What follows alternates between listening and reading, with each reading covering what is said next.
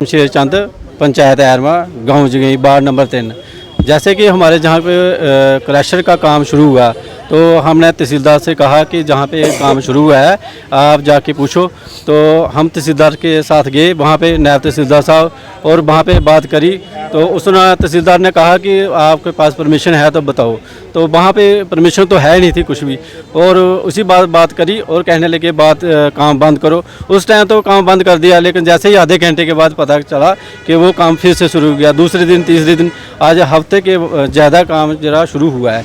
और हमें तो पूछा नहीं गया, हम पंचायत के वार्ड मेंबर हैं, गाँव के नुमाइंदे हैं, सभी हमें पूछते हैं कि जहाँ पे काम लगे आपको पता है। हमें तो पता तक नहीं, विदाउट परमिशन जो काम शुरू किया है। और हम गाँव के यही चाहते हैं कि गाँव के पास ही है, ज़्यादा दूर नहीं है। जो गाँव के जैसा शोर होता है, जैसे एक ट्राली भी फेंकते हैं तो हमारे गाँव में बच्चे पढ़ने वाले हैं, तो जो जहाँ कंस्ट्रक्शन होगी तो हमारे बच्चे पढ़ नहीं पाएंगे। हम चाहते हैं कि जहाँ पे क्रशर ना हो और जहाँ से हमारे से दूर लगे तो लगे, हमारे गाँव के पास नहीं लगना चाहिए। हम बार बार यही बेनती करते हैं। धन्यवाद।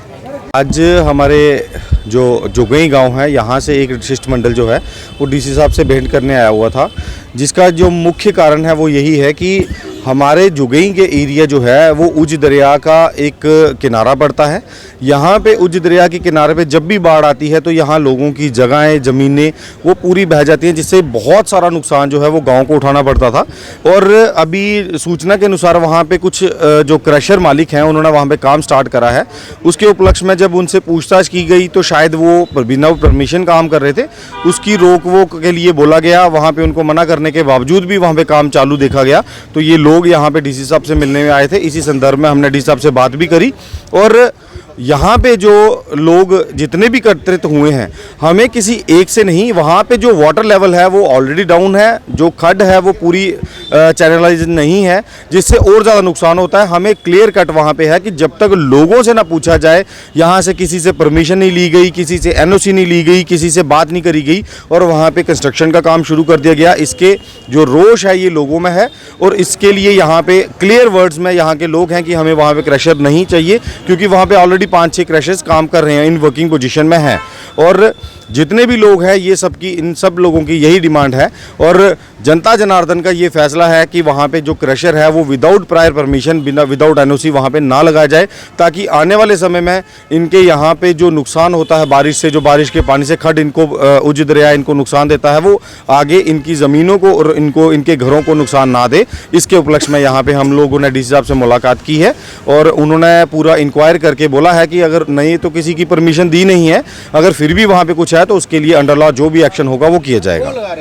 सर ये तो अभी स्पेसिफिकली नाम इनको किसी का भी नहीं पता है, लेकिन ये है कि वहाँ पे जब जाते हैं, क्योंकि जो कंस्ट्रक्शन एजेंसी है वो कोई ना आम लेबर है, तो तहसीलदार ने मौके पे जाके एक बार मना भी करा था उनको, तो वो इनके जाने के आधे 1 घंटे बाद दोबारा स्टार्ट करा है काम, जिसकी वजह से इन लोगों को यहाँ पे डीसी साहब के पास आना पड़ा। धन्यवाद जी। जैसे कि आप आपके सामने पे सरकार मिली हुई है, सरकार ही इन सबको ऐसा करने के लिए मजबूर कर रही है, क्योंकि हर जगह पे जहाँ पे भी इन लोगों ने ये कॉन्ट्रैक्ट दिए हैं या जो ठेकेदार हैं उनकी जवाबदाही तो कहीं है नहीं। ये सीधा सीधा सरकार पे ही उंगली जाती है।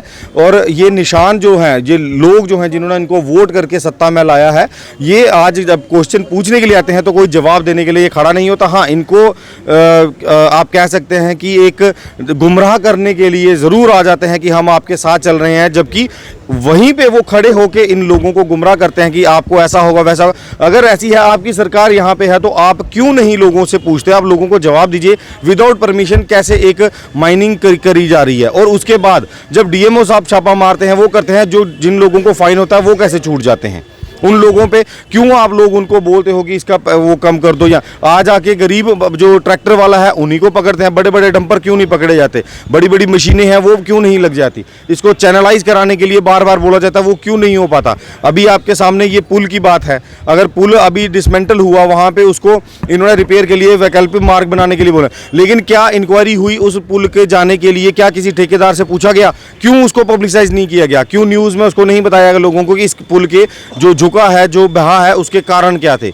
ये सारी चीजें सरकार पे कहीं ना कहीं प्रश्न चिन्ह लगाती हैं, और इसी को चलते हुए हमारे लोगों को अब जागरूक होना चाहिए। इनको जवाब अब लोगों को देना है, लोग इनसे प्रश्न करेंगे तभी ये लोग समस्या का समाधान हो पाएगा। धन्यवाद।